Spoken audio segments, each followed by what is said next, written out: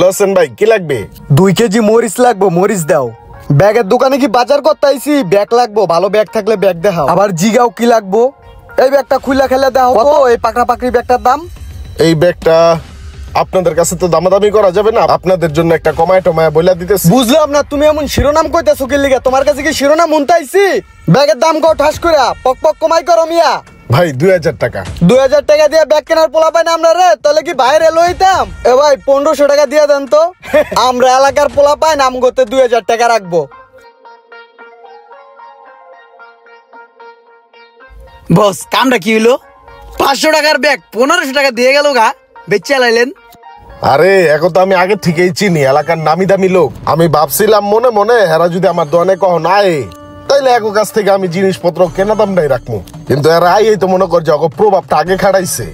এখন যাক, নিজেরটা নিজে কাচিদা ফাললো, 500 টাকার জিনিস 1500 টাকা দা লয়ে গেল। নিজের হাতে নিজেই হেরিকেন লইলো, বাস লইলো বড়রা। কাউকে যদি আপনি কদর করেন আর সে যদি সেই কদরের মূল্য না দিতে জানে, তাহলে তাদেরকে কদর করা, সম্মান করা বাদ দিয়ে দিন, তাদের নিজের মতো নিজেকে চলতে দিন। ভিডিওটি ভালো লাগলে অবশ্যই শেয়ার করে দিবেন প্লিজ।